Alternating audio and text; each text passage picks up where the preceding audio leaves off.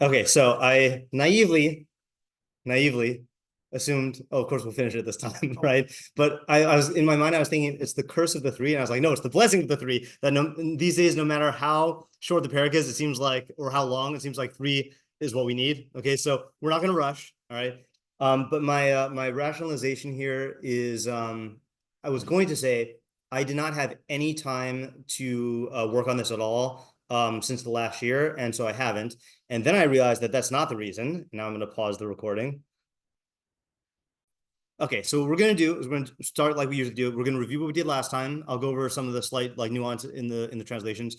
We'll go over our questions and then we'll try to come up with our approaches. But what I want to focus on this time, what? Okay, good. I do want to focus on, if we start doing the commentary, which I hope we do, Sforno. Okay, Rav Hirsch also has good stuff, but we're not. There's no way we're going to do both of those. Okay, so let's. Yeah. Do you mind if I keep this and work on it? That's fine. Yeah.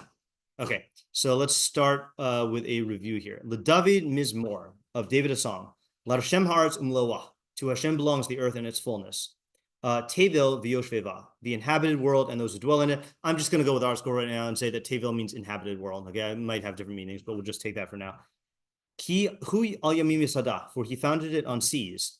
Ve'al naharos yichonaneha, and on rivers he established it. Mi ya'le b'har Adonai, mi yakum bimkum kacha. Who will ascend on the mountain of Hashem, and who will arise in his holy place? Niki chapayim, one with clean hands, and I went with hands instead of palms because I think that's just the plain shot. One with clean hands, and then I'm a little proud of myself for translating ubar levav, a pristine heart, because we said clean of heart, which is good, but clean of heart sounds a little laundry-ish. And then some say pure of heart, but pure is tahor, and I don't want to confuse that. So pristine, I think, is a good one. So we'll take that. Pristine of heart. Asher lo nasa lashav nafshi or nafsho, who has not raised my soul or his soul in vain. And I'm trying to preserve this thing of raising the soul in vain because that's the literal meaning, but that also has a connotation of swearing by God's name if you say it's talking about God. And he has not sworn for deceit. Yisa v'racham es Hashem. Literally, he shall bear a blessing from Hashem. Okay, so I know our school translated as he will receive a blessing from Hashem, but I wanted to preserve the nasa root of bearing because we saw that was a theme. He shall bear a blessing from Hashem. Utstaka meluke yisho, and righteousness from the God of his salvation. Ze dor shav. This is a generation of his seekers.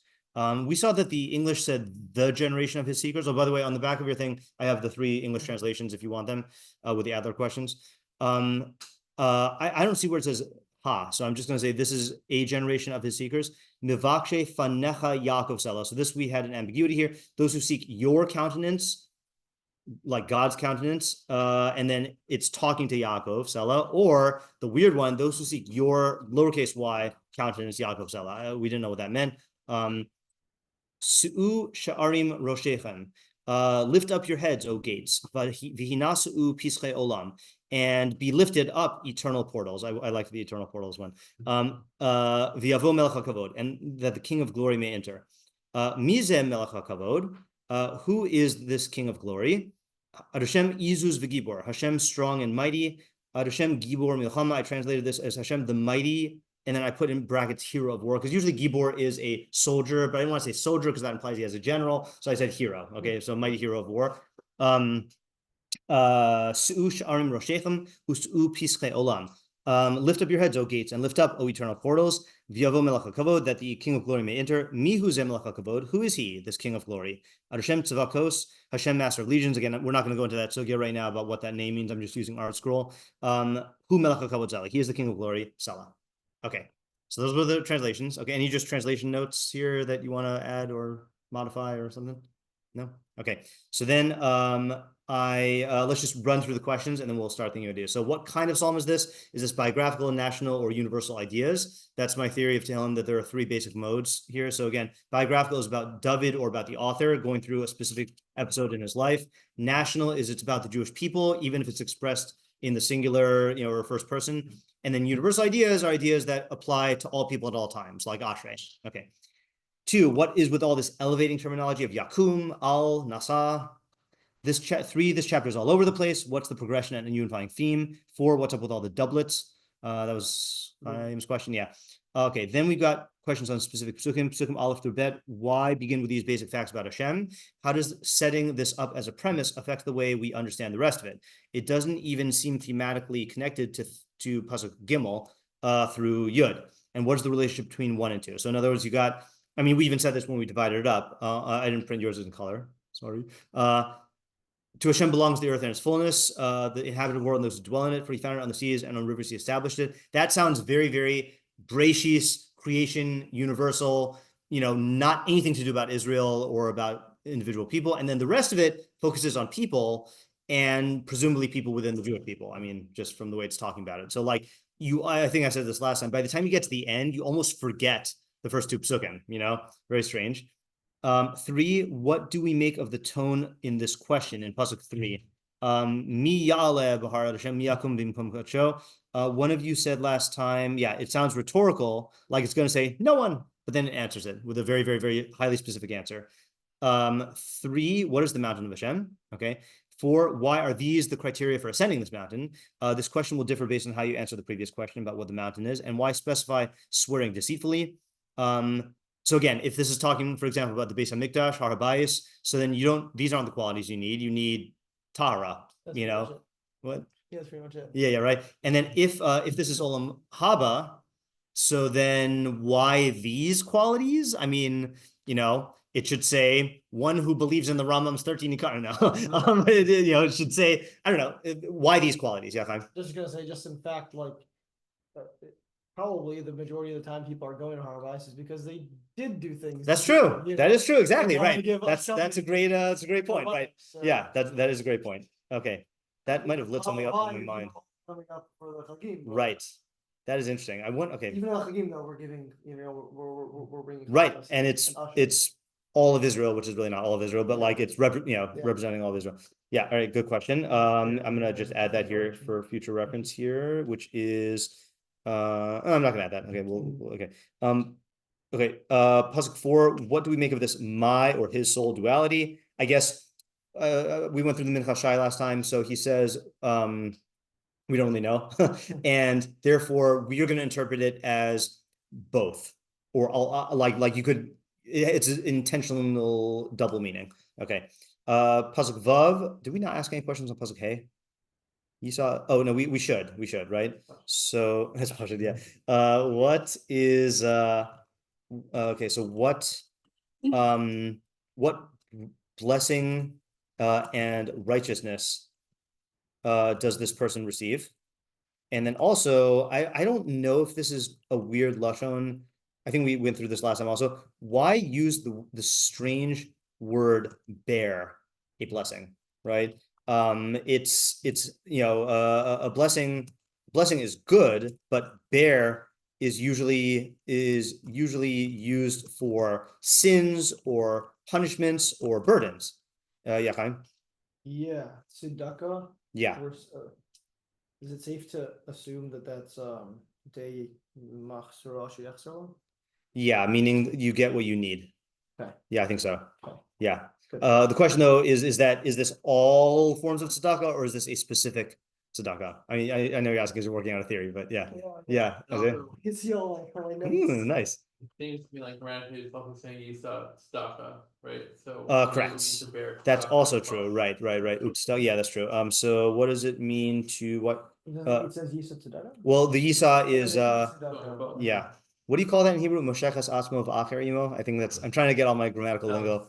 Right, where like one word is extended to both clauses. I just used that in English class. Oh, nice. I explained it using math, but you've become so teacherly since you started teaching. Transitive property. Oh yeah, there you go. It's transitive property, but in English. Yeah.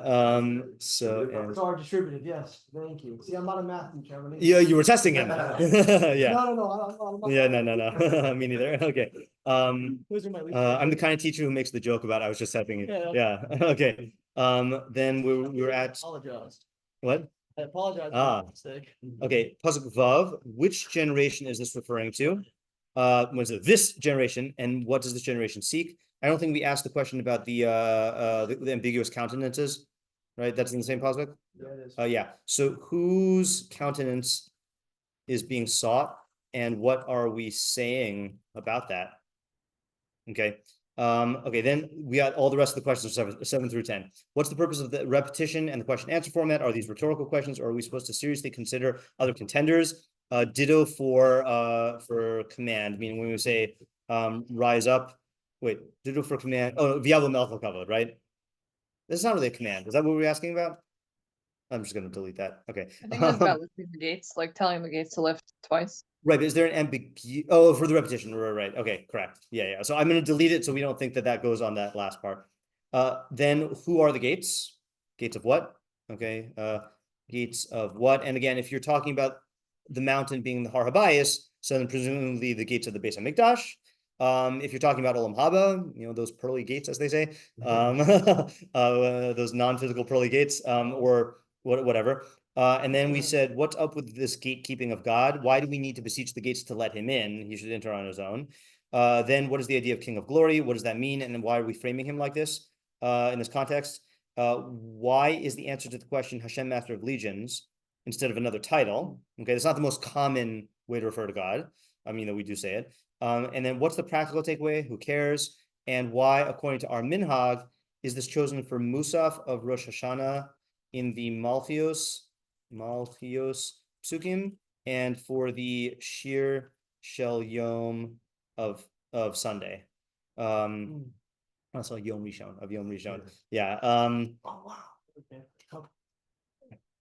Okay. Good. Yeah. Okay. Any new questions that we missed? I mean, I presume you would have said it as I went, but I think that pretty much covers a lot of them. Okay. So before you go, I just want to acknowledge for those who can't be with us, Oren. Okay. Oren wrote creation, or my notes on Oren, creation, ethics, and then philosophy and metaphysics.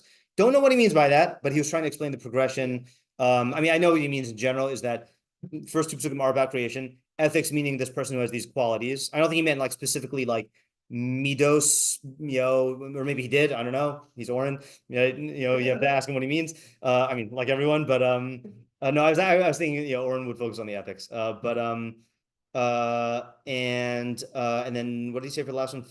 Metaphysics. Yeah, I guess the entrance of the King of Glory, right? So just keep that in the back of your mind. Okay, Chaim wants to say a theory. Okay. Go ahead. Yeah. Theory is that it's a universal idea. Universal idea. Universal idea. That's the first thing. Second is that the main ideas are talking about kol b'yedei shamayim chutz mi'yer shamayim. Okay. Okay. So that will answer a bunch of questions. It answers, for me at least, why we begin with the basic facts about Hashem as a creator. Okay. It's showing like the power that Hashem does have, and again, kol b'yedei shamayim, right? Ooh, okay. I see where you're going. And then to contrast that, so I'm saying the mountain of Hashem is Olam Haba. Yeah. Why those criteria? I haven't figured that out yet. I don't know. I have some thoughts on that, but I'm not sure. The whole shiur arm thing is talking about the Tehilim, or the mind of man, whatever exactly you want to say. But basically, that part that I guess has or uses Yer Shamayim. Okay. The part that God doesn't have. Meaning the question that really broke it open for me was how like what does it mean to gatekeep God? So the only place that we could possibly gatekeep God is in our whatever that again. We'll call it the mind of man, like that's how I'm talking about it right now, but like whatever uses or acquires Yiras Hashem is the only thing that can gatekeep God. Yeah. By the way, I'll elucidate this after I hear Chaim's thing. Yeah. Okay. So then for Pasuk 5, when he says that he shall bear a blessing from Hashem and righteousness, it's kind of there's a little bit of a new idea, but like the Mechamas HaChaim, that like it's something that is not easy. Like to take the bracha and the tzedek of Hashem, like the whole Torah is good for you, and the whole Torah is tzedakah in that sense. Yeah. But it's not easy, and it's a very difficult journey. Okay. And then why Hashem, Master of Legions, instead of a different title? I think the other names tend to connote power. And here we're Dafka talking about God as in not powerless, but in a place where he's not. Sorry, what are you saying? Which part are you explaining right now? Master of Legions. Okay. Hashem Tzvakos. Okay. As opposed to like a different name, which would connote more like Elohim or something. And sorry, what did you say Master of Legions was referring to? I was just typing the other part. I don't know what exactly it refers to. So you're saying it's not. it's not a name that connotes power or like, Really? yeah, to me at least. I don't know. I mean, like the Elohim. one leading all of the soldiers to me sounds Yeah, powerful. to me, it's And also I think it is, if anything, I mean, again, maybe there's different understandings of it. I always understood this to mean like the armies that God is commanding are the angels, the forces of nature, the things that run the universe. So it's almost like an expansion on Elohim, because Elohim means omnipotent and powerful. Okay. Yeah. So I'm just not familiar with your understanding, and it doesn't jive with me. But yeah, okay. But yeah. And then I guess for question 6. But no, I can save you. I mean, only God can save you, but I can save your explanation, which is that if you're talking about how kol b'dei shemayim chutz mir shemayim, God has all of his legions, meaning everything is obeying God in the universe. Yeah. Which is meaning. Okay, Reen, who are you letting in? You're letting in the guy who controls everything. Exactly. Yeah. You have to let him in. Yeah. And so right. that's actually or that again. You like I'm just using your own words. You are the only gatekeeper. Yeah. And God's commanding legions. You're not one of the legions in the sense that if you were, then it wouldn't be up to you to let him in. Yeah. And then that's kind of why that's a practical takeaway for me, is that we need to let God in, so to speak. Okay. Practical takeaway is that we need to let God in. Okay. This is a very, very fruitful, nice, creative, unifying approach. Okay, let me express it in my own words, and then I'll hear what other people are saying. I just want to make sure I get what you're saying first. So basically, if I were to say this without looking at the notes I just typed, I would say that, I mean, maybe again, I'm just repeating your words here.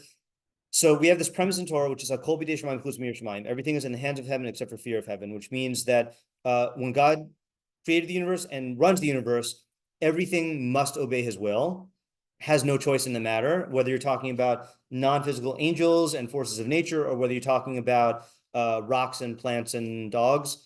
But the only exception is man. Man has free will, and that is called fear of heaven. Okay, this is Rambam gives this explanation of this in, I think, his letter to Ovadia Hager, and maybe in another letter also, and also in the Shemona Prakim, in the last chapter of the Shemona Prakim. It's based on that statement from Brachos somewhere, I don't remember where.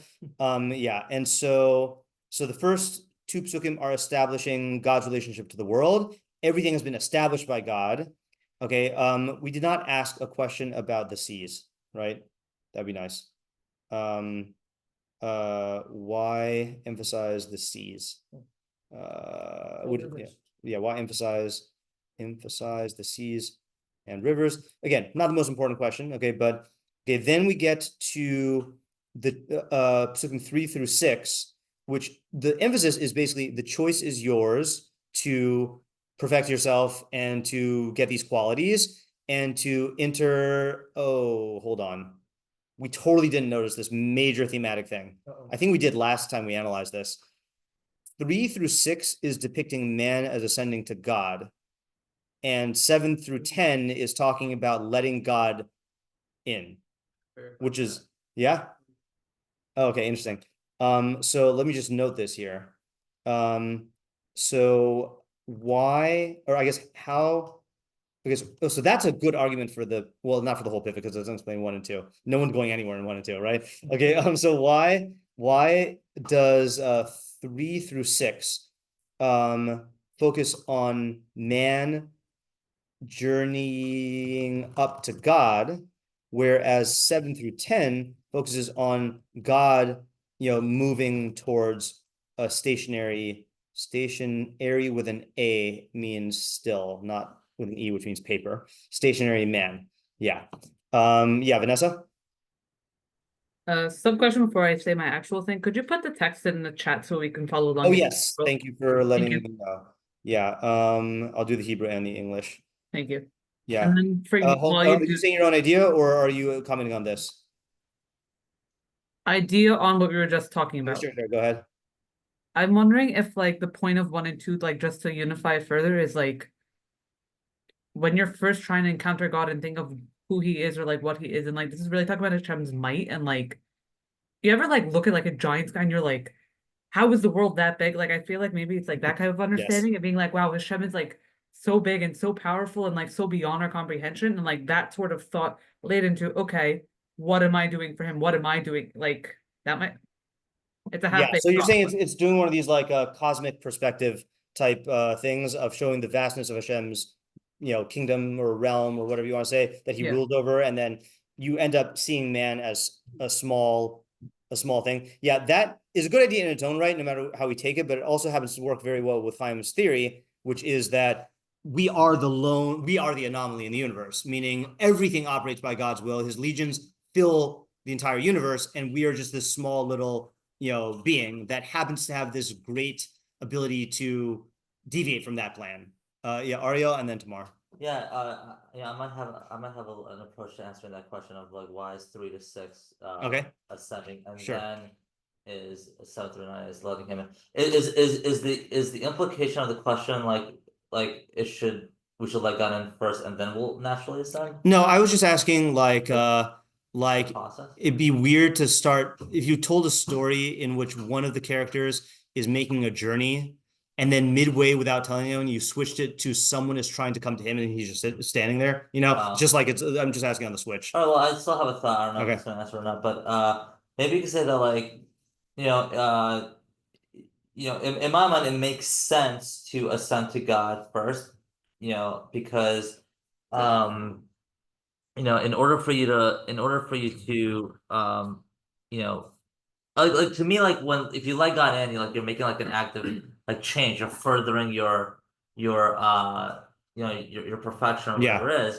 But in order for you to even get to that point, you have to you have to be in a state of where you can even allow that. And it's funny how the Sukkim even it's funny, like the 3 to 6, it's not even like a high barometer. It's just who will ascend, people who will not and who will arise in his one who cleans his hands with pristine heart and who has not raised my soul in vain. It's almost like you're saying that's negative things. It's not like you have to learn Torah every single day. Right. You have to I mean, these are tzedakah every day. That's a good observation. There's when I say low bar, what I mean is like you're right. There's no they're not positive perfections. They're freedom from deficiencies. Yeah. Right. Exactly. I'm just gonna note this just so I can have this on paper, and then we're gonna go tomorrow, David, and then the time. So 4 only talks about absence of negatives, not presence of positives or like perfections. Tamar. I was actually thinking the opposite for 4. Okay. I also had something about 1 and 2, but I don't think it's specifically related to Chaim's idea, so it could wait if that's better. Okay, you can wait on that. Yeah. That I think that to have totally clean hands and pristine heart, you have to remove all imperfections in a complete way, which I think is not an easy achievement. Right. Yeah. It is definitely. So I think Ariel is somewhat you're retracting on. You weren't saying that it was easy. You were just saying that. Yeah. It's definitely not easy. Right. Meaning, if it said something like anything like someone who is, I don't know, like finds favor with God, I don't know, maybe that's the wrong thing. Yeah. All right, fine. But I get your content. That I think that's how I took it also tomorrow. It's like an emphasis on perfection. Like to me, clean hands and pristine heart means you have not done anything wrong and you don't have any like imperfections in your heart or your mind, which is a high bar. Yeah, David. Okay, I think they mostly got everything I was thinking, and just maybe one other way to frame it. Yeah.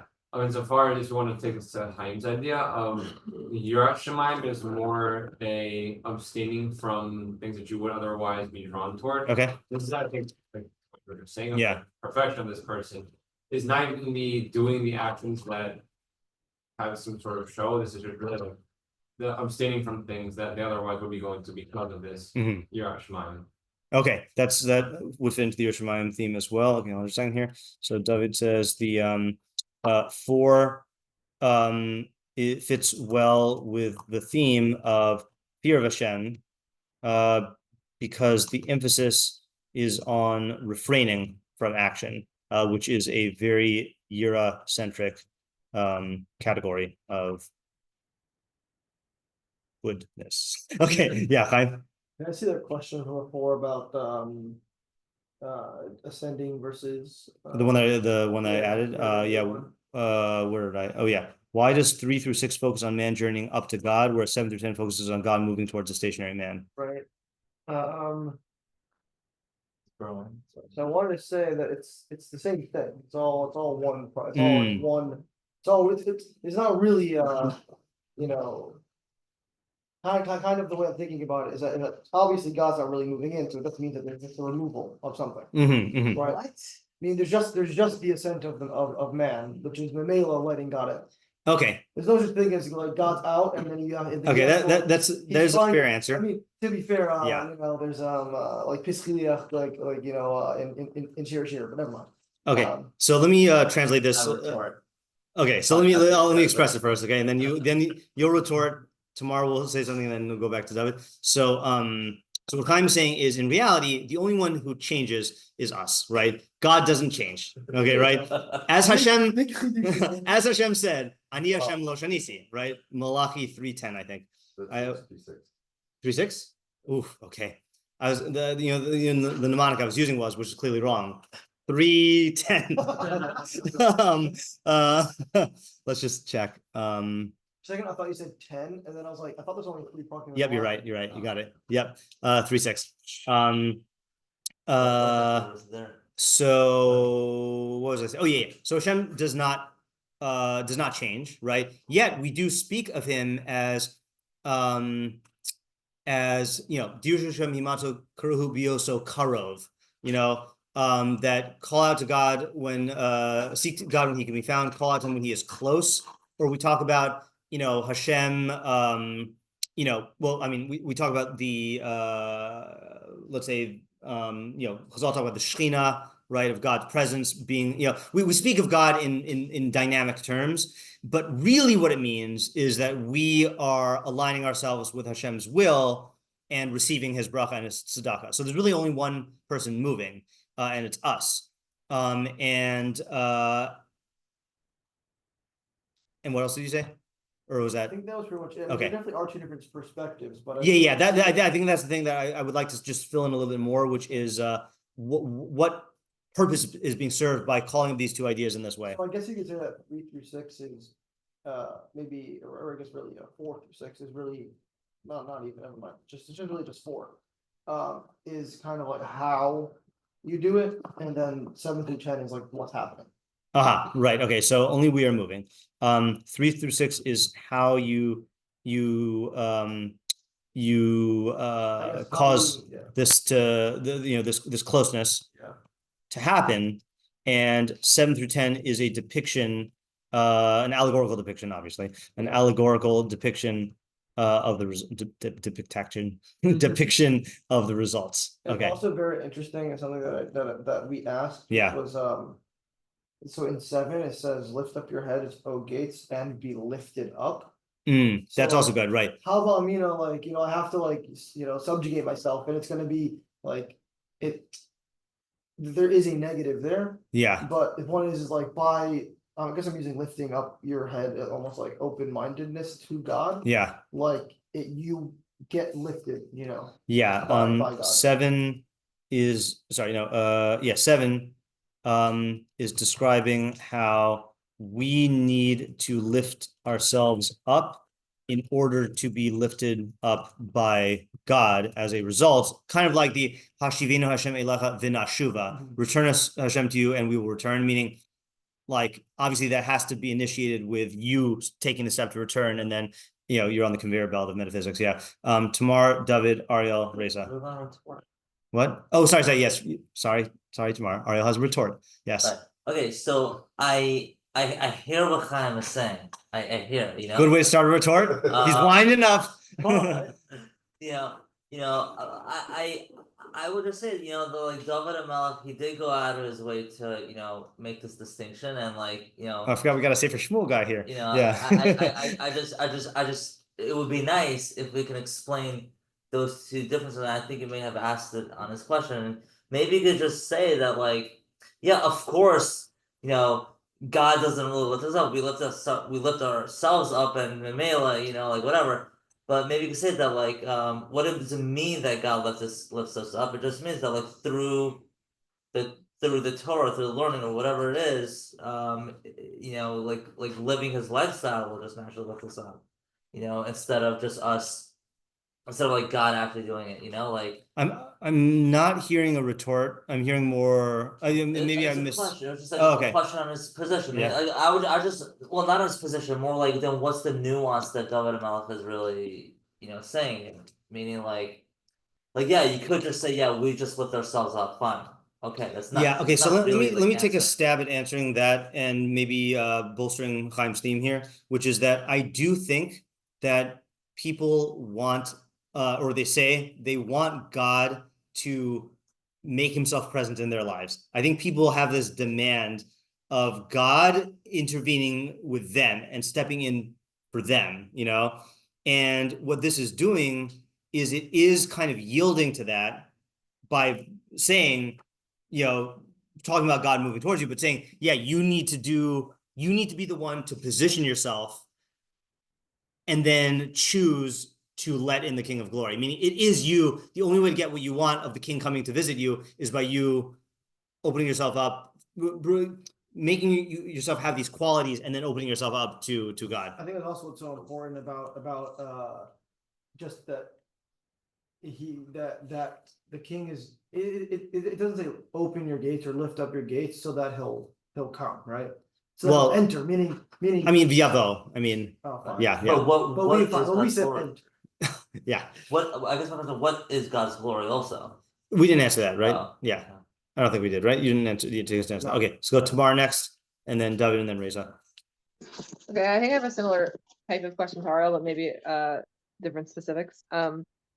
So I feel like I want to know, okay, this is gonna be a little bit like a list.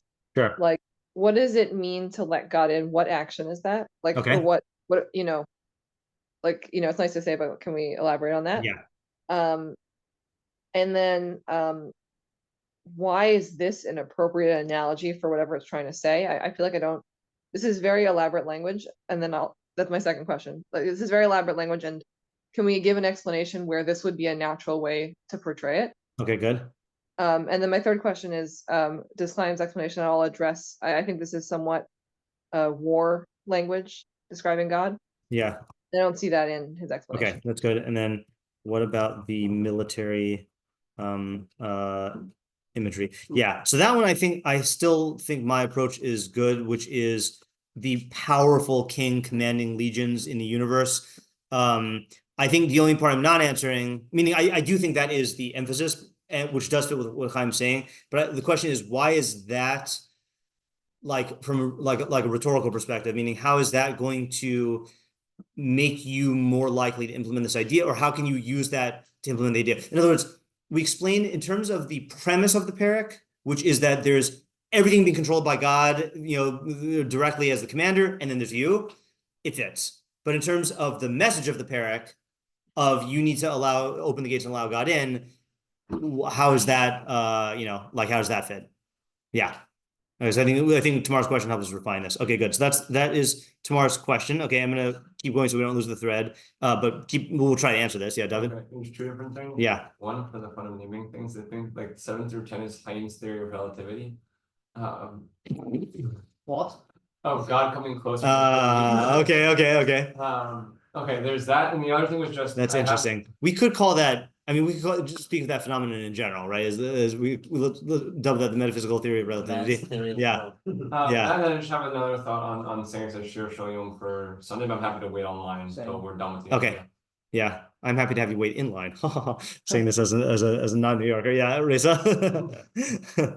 Okay, so I'm wondering if these three different sections sort of outline the ideal progression of a human being recognizing God over the course of their life. So first it would be through the natural world, and then wondering how humans have encountered and interacted with God. That'd be like the middle part. And then whenever I read the generations of seekers, then I read the gates, so the line about the gates and portals, I keep thinking about teachers. So I'm wondering if the last part is a call for like people with greater understanding, to like let God or bring God into that, like a person's understanding, and that'd be like a good progression of steps. And then a reply to Chaim's point, so be lifted up could also pertain to the teachers, because like when you teach something, you're learning it and you're encoding it into your understanding better. So it's almost like the teachers or the the wise people are also being lifted by teaching. Okay, that is a good approach. I'm gonna kind of pair this with Oren's because I think it is similar to that. But I want to go back to finishing developing claims. So progression of how man encounters God. So first is natural world. How do you frame the second one? The second one would be wondering how humans have interacted with God throughout history, perhaps like the generations of seekers. Gates are metaphor for teachers. Okay, I'm just going to set that aside and then come back to working on. I have one more question. The term legions, could that possibly refer to stars? I've just heard it described. Yeah, I think so. Like in the complete in the end of the creation, right? By right, is and Tivos Hashemayim, right? I think Tivos Hashemayim is a phrase. Let me just. I'm just that phrase is in my mind. Find out Hashemayim, Tzva Hashemayim. Tzva Hashemayim, yeah, right. There you go. Thanks. Yeah, yeah. So Tzva Hashemayim. Yeah. All right, fine. Yeah. So yes, it could refer to stars, which back then were the same as planets in people's minds, meaning objects in the sky that were not the sun and the moon that moved. Yeah. Isaiah, did you want to say something? Two things. One is to put on the cue that I have a different approach to this. Okay. And other things to answer the question about the master religions. Yeah.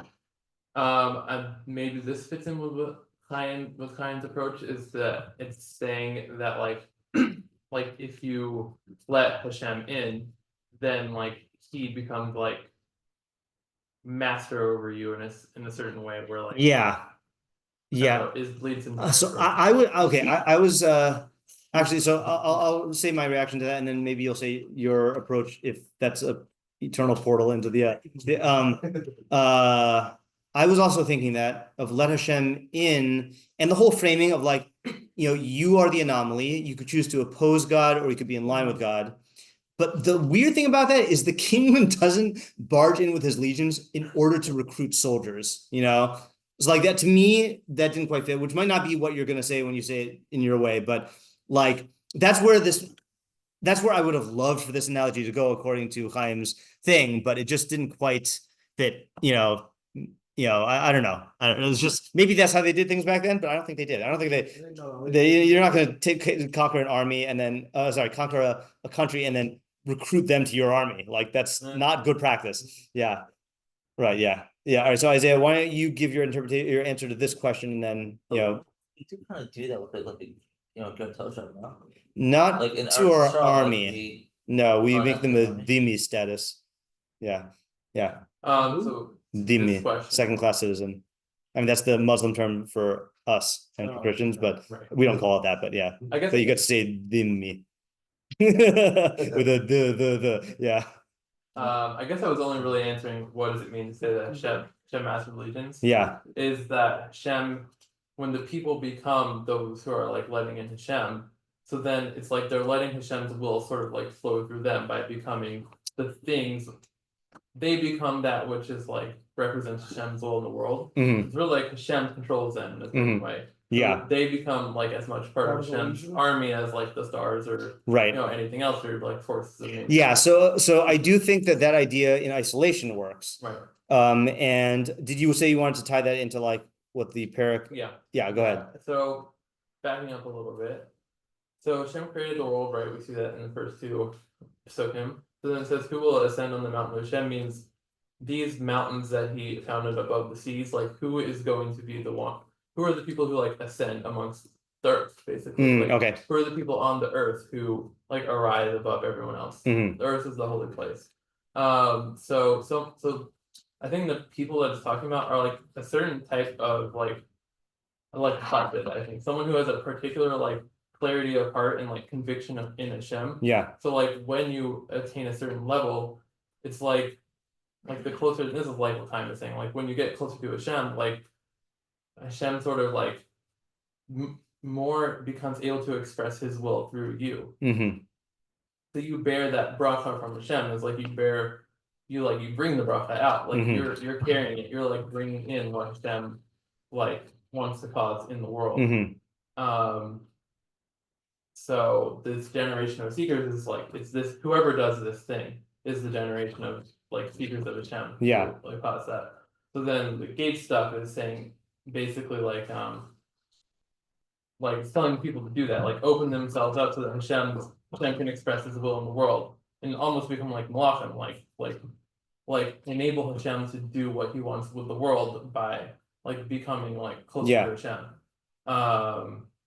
And so then like, what does it mean to say that Hashem Tzivakos is to say that like Hashem is the thing that controls all of nature. And so humans in their ideal form are like pieces of nature that Hashem like controls and like allows, you know, him to like express himself in the world through.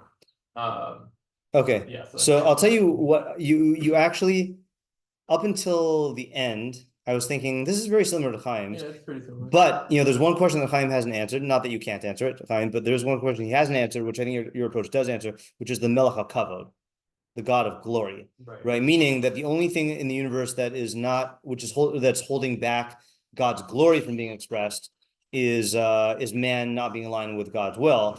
And when man clicks into place like that, so then that can fully manifest to Hashem's glory.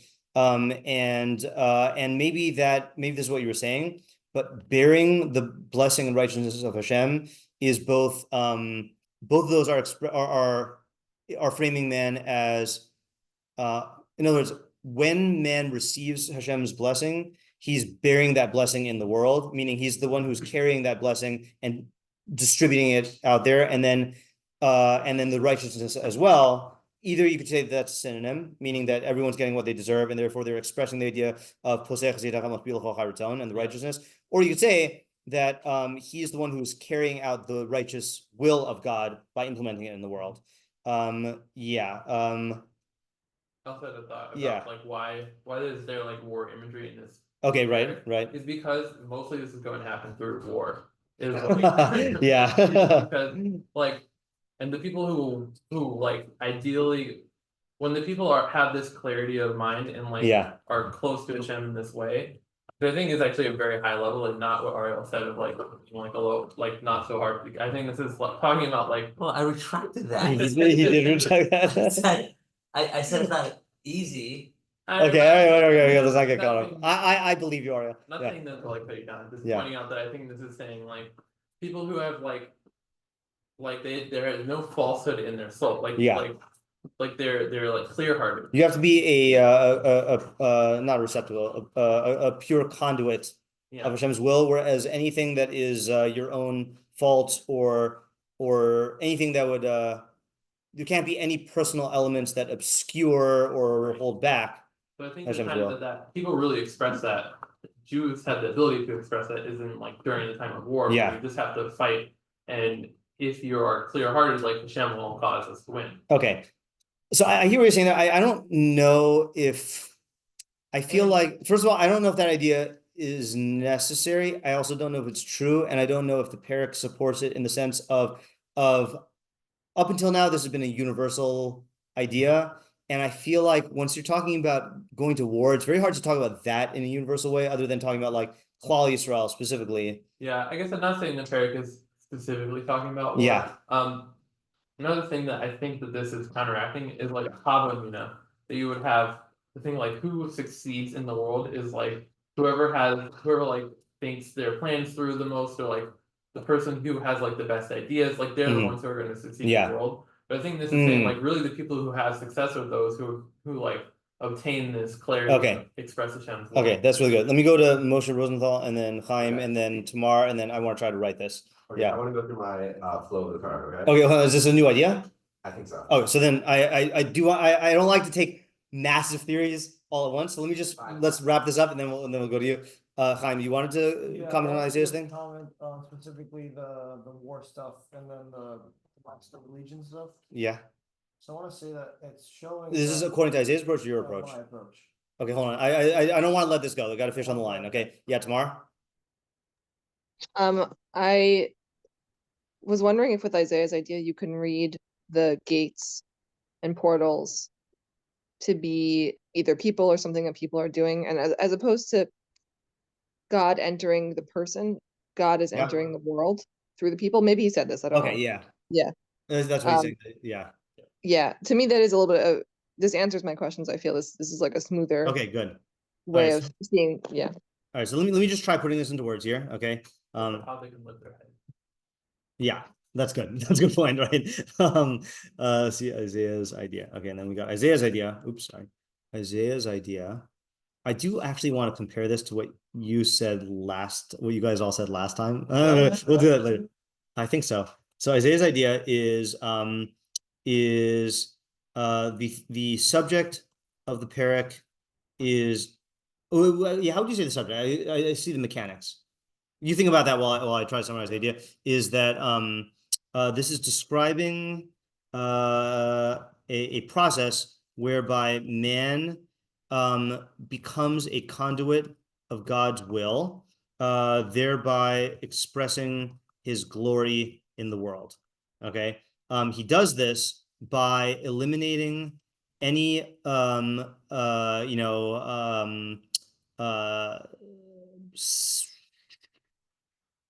adulterant of imperfection that would block Hashem's will from expressing itself. And if people do this, i.e. the gates, right, then Hashem's glory will be ushered into the world, since the only thing that prevents his glory from filling the whole world is people who aren't in line with his will. Yeah, Tamar? I just wanted to point out this is sounding more and more like Malchus in Muslim. That's good. Yes. Ding, ding, ding. We got it. Yeah. And here's the thing also, I mean, I know I'm going to give Chaim a chance to defend himself in a second. This is very similar to Chaim's, but I think the only difference was the way I heard Chaim's idea was it was putting the Halkot B'nei Shemaim, Chutz B'nei Shemaim center stage, when really that's just the premise of your idea. The real idea that's center stage is everything God created, he created for his glory, right? And man is the only one who is an exception to that, but man can be a part of that by doing this, that's really good. The subject of the perek, yeah. Is basically something like you need to you should clarify the call to clarify your heart so that Shem can clarify the world. Okay, there's a call to clarify also yourself, which is your actions and your heart, right? Yeah. So that Hashem can what? Can clarify the world. Yeah, I don't know if that's can express himself. Yeah, so Hashem's glory can be expressed in the world.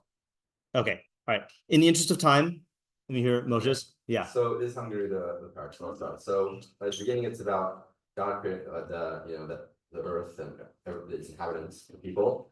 And then, so I want to start explaining Q on the Misodat by saying, why is that the reason? Yeah. That on like the seas, the rivers. Yeah, that's a key, right? Yeah. So what I'm thinking is that if we just like in a very simple way, just think of the idea that Earth is on which is a solid, is on top of like water, which is like a liquid. It seems kind of strange, right? So maybe the idea David is conveying is that the reason this works is or rather how this shows that the earth belongs to God is that the natural world has an order to it, which makes it function. And we see, even though almost intuitively this shouldn't work, the fact it works shows there's like a design which shows that it belongs to God. Okay. Right. That's good. So then I'm gonna say that before we even get to Pasuk Gimel, there's a premise that there is a Har Kodsho, like there is a holy mountain God. I'm gonna take this to refer to the Har Bias. Okay. And I'm gonna say, or before I get into the rest, like the subject of this is really like an analysis of the natural world. Okay.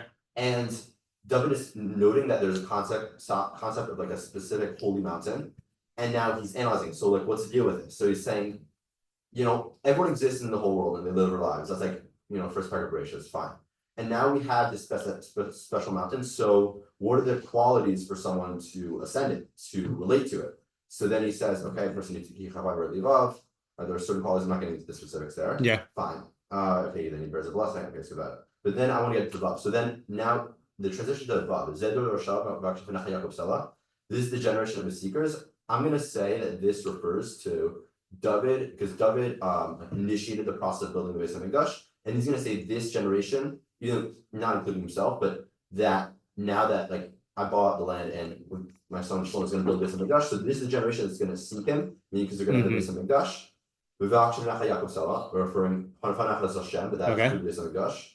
And now Susharim Rashichem is referring to, I guess you say the gifts of the Beis Hamikdash, and the king will come in. And the first thing I'm gonna say, kavod is it's using the term melech kavod because the Beis Hamikdash is like the symbol that's representing all the ideas, like in a very public manner. So it's like kavod of Hashem. Right. And then Misa melech kavod, besides maybe stylistically, working well with Gimel, where it also says Miala, like also a question. Yeah. But I think this is the question of the dorshav. They're inquiring. Oh, okay. So they're saying using melech kavod. So then there's two responses. One's Gibor Melchama, and then one's the melech kavod is Hashem Tzvakos. So I think Gibor Melchama, I was thinking relating to like Hashem Ish Melchama. So this could refer to like through wars, and you see like the power of God. But I think maybe they could refer to like maybe Hashgachas Hashem. And then the Tzvakos, or Hashem Tzvakos, that's like referring to like the natural order. Yeah. So really the focus is like a study of gracious. And that also works why we read it on Yom Rishon. Okay. And then include it, and then it's like we're zoning in. It's like really a study of gracious. Yeah. And then including that there is idea of the Har Kodesh, Har Bais, the Beis Hamikdash. And really, and one more thing, is that Gimel is like looking at like the unique individual that's able to ascend God's mountain. But then after he says Zed Dor Shav, then I'm saying there's Mavach Shepanacha, it's plural because now it's easy access. And I was saying it's unique that this generation is able to become that type of person and inquire into these like metaphysical questions about God. Okay, that's a really good approach. Also surprising in that it does explain it almost like with a biographical and national bent. I mean, it's Jewish history, but David Melech speaking about like his time. And it also satisfies I think the thing that I liked about Oren's and Race's ideas was it does kind of, I don't know, part of me does want to view this as a progression. And I think like it's a very progressive interpretation of giving. That's really good. I'm not gonna type it now because I think we have to stop in a little while, but I'm gonna try to type it before we do the next time. David had an idea he wanted to say. I just want to make sure we get all the ideas that are you want for Yom Rishon, you said? Yeah, for Yom Rishon. Yeah. I think that at least with Tanya, I think with a lot of these, of how a person frames the start of their week. I think it's gonna very much. Okay. We had Yoshib Sefer Elyon on like Motzei Shabbat. I think like that was like ending Shabbat, going into the week, thinking about like living our lives in fear of God in the shadow of God. And then now starting up your week right before you jump into work. Now you've woken up on Sunday. You're about to start everything. Think about these ideas first. And think about living your life in fear of God and what the purpose of your life is before you start on Yom Rishon. Okay, that's a really good Yom Rishon explanation. Want to do two things before we stop because we have to stop on time nowadays. All right, which is I just want to show you the first line of Sforno. Okay, just so you can see what he says it's about. He says. So he says through this psalm, he is praying about Israel that they merit, all of them, the messianic era and the time and life in the world to come. And then Rav Elia di Nola says, actually, what was that? That's Shir or something. Yeah, this is the Sforno student. Says Zeha Mizmor Amar Hagaon Shehu Kamo Tefila Al Kol B'nei Doro. Actually, I think he okay. We won't even go to him yet. So that was just the Sforno here. Okay, and then now we're in a position where I just want to see we took very brief notes last time. This was before we used to take extensive notes. I just want to see what. Oh, that's not even brief at all. Hold on. Tehilim 24 analysis. But did I just do translation? This REDUX translation. Maybe I didn't do. Isaiah's approach, boundaries, earth and waters, ascending the mountain of Hashem gates. These were clearly not, I think this must have been in the first session. Perhaps this is talking about David wanting to build the Mikdash, which is why it focuses on Mikdash imagery contrasted with unclean hands. I must have been influenced by refinement. Yeah, Akiva said Vav might indicate the time period right before Yemos Mashiach, the generation that seeks God. And Hashem sounds like Har Sinai, and Hashem is Gibor evokes Yetzias Mitzrayim.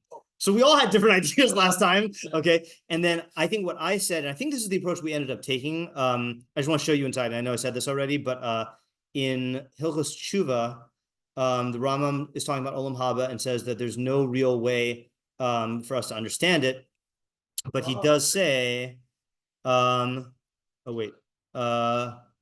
says, the Chachamim called it, Kama Shemos Karula Derech Mashal. Many names were called Olam Haba.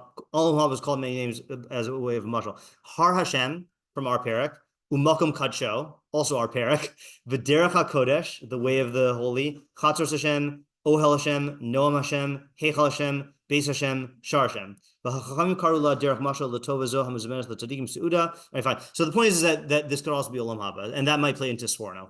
Okay, so I just wanted to state these premises. So next time, so I have homework, which is to write a summary of what Moshe said. Thankfully, I have a recording, so I can listen to it. Next time, let's plan to start by going into the Sforno and or Elia di Nola and Rav Hirsch. Yeah, Isaiah. I think from the fact of the Rambam, we're saying like these are psukim where you see that there are terms used to refer to Olam Haba. Like he knows through Masorah that the perek is talking about Olam Haba. I don't think so. And how can you really say that like these are because it's his interpretation, right? Yeah. Yes, I mean, look, there are people who hold that the Suda is going to be a literal Suda, right? So it's not a Masorah thing, you know? Yeah. Okay, thanks for coming. This is a good analysis. I really liked all the ideas. All right. Thank you. Yep. Have a good night. Stop. Thank you. Stop.